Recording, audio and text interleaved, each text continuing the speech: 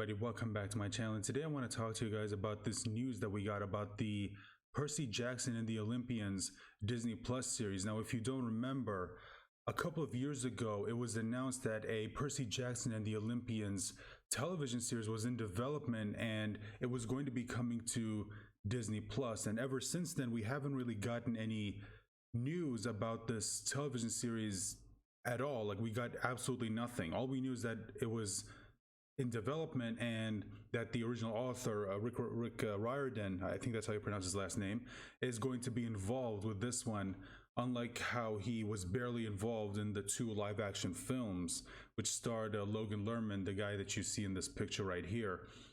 Now, when this first got announced, I didn't know how to feel about it, because I am a fan of the books. I am. I read all 5 of them, and honestly, you know, considering this was Disney, I was worried that, you know, they weren't going to stick to the source material and basically do what the movies did, where they changed a lot of things, and I mean a lot of things. Seriously, talk to any Percy Jackson fans, and they'll all tell you, and I'm talking about fans of the books, not the movies, and they'll all tell you that the movies just completely strayed away from the books. Yeah, they kept some things, but they completely moved away from like 90% of what happens in the first 2 books. So that's one thing that a lot of people, including myself, were worried about when it comes to this TV show. Well, a couple of days ago, we got this update from the author and a couple of the people involved in this show about the actual show in and of itself. And specifically, we got a statement excuse me, a statement from Rick Riordan that the TV show will actually stick close to the novels. Now, here's the thing. Do I necessarily believe them? No, absolutely not. Okay, look, I'm at a point where any statement we get from Hollywood, I always take it with a grain of salt. Okay, like I never just outright believe anything that is said from someone involved in any production. Okay, even if it sounds good, I never outright believe it. The most that I will consider being is cautiously optimistic for any Hollywood production now. So let's go ahead and take a look at this. Now, this was first reported here at the Hollywood Reporter, where Riordan said in a video, you can see it right here. He says, "The wait is over, demigods. I am thrilled to be the first to tell you that Percy Jackson and the Olympians is really, truly, and for sure coming to your screen." So they basically confirmed, or excuse me, he basically confirms that yes, the show has been greenlit and it is coming to Disney Plus, as opposed to before, where I think it was just in talks of possibly making a TV show. Well, now it seems like it's been officially greenlit and it is going to be coming to Disney Plus. Now, they did reveal some other information in this article, which we will go to, but again, I don't know. But let's go ahead and take a look at what this information says, and we'll go ahead and we'll discuss it. He says, "The smart folks at Disney Plus have given us the green light, and the best part is James Bovin is on board as our pilot director." I don't know who this is, so I can't speak to his work. James is a terrific person and also an incredibly talented director who recently directed the pilot for Disney Plus' The Mysterious Benedict Society. I haven't seen it, so I can't say, which I loved. James knows the Percy Jackson books well. His kids are fans, so we're in great hands. Thanks to all of you for your excitement about the series. It's going to be great. Again, we'll have to see. In their press release, Disney Plus announced the series is geared towards a general audience, and especially tweens, teens, and young adults.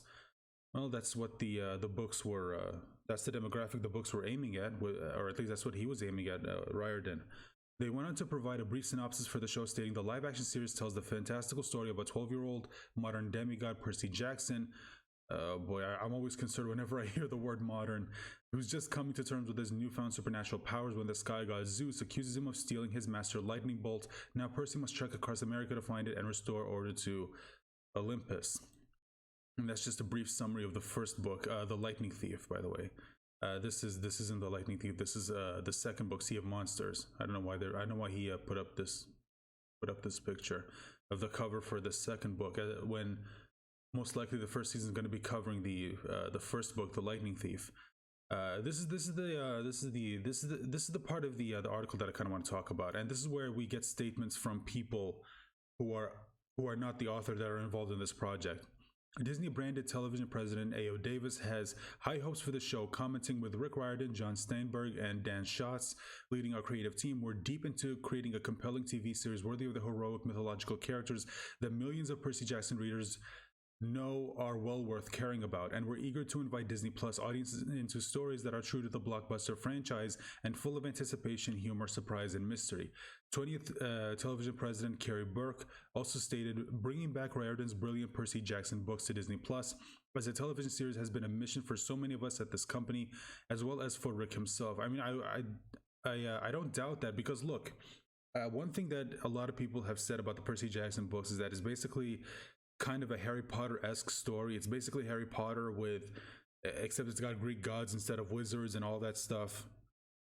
And going to school. Well, no, yeah, actually, there is no school. Well, there is a school in the story, but it doesn't play a major part in the story like in Harry Potter. And that's been something that a lot of people have basically said. So I wouldn't be surprised if one of the reasons they want this show is to basically have something that people over at Warner Brothers have, which is the Harry Potter series. So it's possible that they just want this to be their Harry Potter. Where was I? As well as Rick himself, John, Dan, James, and the excellent team they have assembled to have proven to be the perfect collaborators. Thanks to our friends at Disney Branded Television, led by AO, and Disney Streaming, led by Michael, this will be an adaptation for the ages with all the excitement, action, and mythology fans of the books expect and love. Again, we'll have to wait and see. Riordan's Percy Jackson and the Olympians was previously adapted into live-action film. Percy Jackson and the Olympians, The Lightning Thief, arrived in theaters back in 2020. I don't think that's true. I think it came out actually a lot earlier. Yeah, I don't think this is true. The film starred Logan Lerman as Percy Jackson, Alexander Daddario as Annabeth, Sean Bean as Zeus. Yeah, Sean Bean was in a movie that didn't die. I was surprised as well. Pierce Brosnan as Mr. Brunner, who got replaced by the guy who plays Giles in Buffy. I forget his name.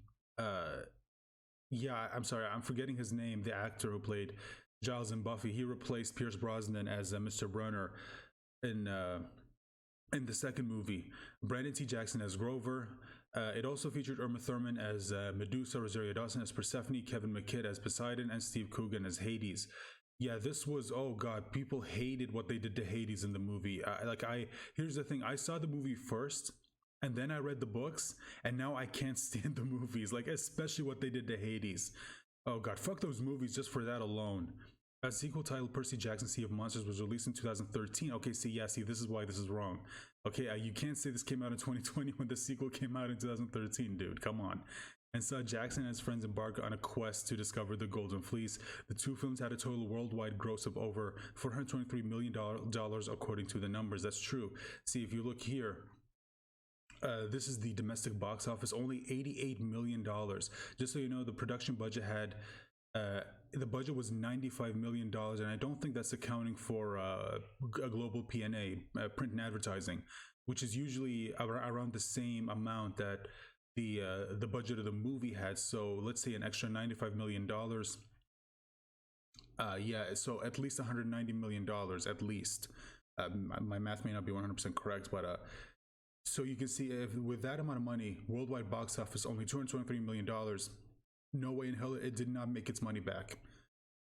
Well, maybe if you add in the home market performance, it did add a little bit of money, so, but nowhere near enough to basically call it a box office success. And Percy Jackson and the Sea of Monsters made even less money. If you see domestically, Lightning Thief made $88 million, or over $88 million, and damn it, domestic box office for Sea of Monsters only made $68 million. That's way less money. And the international box office, Sea of Monsters made $132 million. And international box office for Lightning Thief was $134 million. So not that much of a difference, but still less, which makes sense because I don't think a lot of people really enjoyed the first movie, and then the second movie, in my opinion, is even worse, and just just committed so many crimes against the books. It wasn't even funny. And the production budget for this movie was even less at $90 million, so $5 million less. So if you add another $90 million, that's $180 million, and it only made $200 million worldwide. Yeah, definitely did not make its money back. So you could say it is official. It is a box office flop. So it's understandable why they didn't greenlight a sequel. So yeah, it's people did not like the movies, and that's why I think when this TV show got announced, I think a lot of people were really excited at first. But for me personally, I wasn't 100% excited because again, this is Disney, and the truth is, you never know with them. I mean, they say they'll stick closely to the novels, but in what regard? Like, do they mean just the story structure, or do they mean dialogue? Do they mean, in my opinion, probably the thing that they're going to change the most, which is the character appearances? You all know Disney now loves to just race swap, gender swap characters for literally no reason whatsoever. They're doing it with some of their live action adaptations of their classic movies. Who's to say they're not going to do the same thing for the Percy Jackson TV series? Now, again, I hope I'm wrong. I really hope I'm wrong on this. But anyway, guys, let me know your thoughts in the comment section down below. Sorry about that. What do you think about this news? Do you believe them when they say they're going to stick close to the source material? Personally, I don't. Again, I'll believe it when I see it.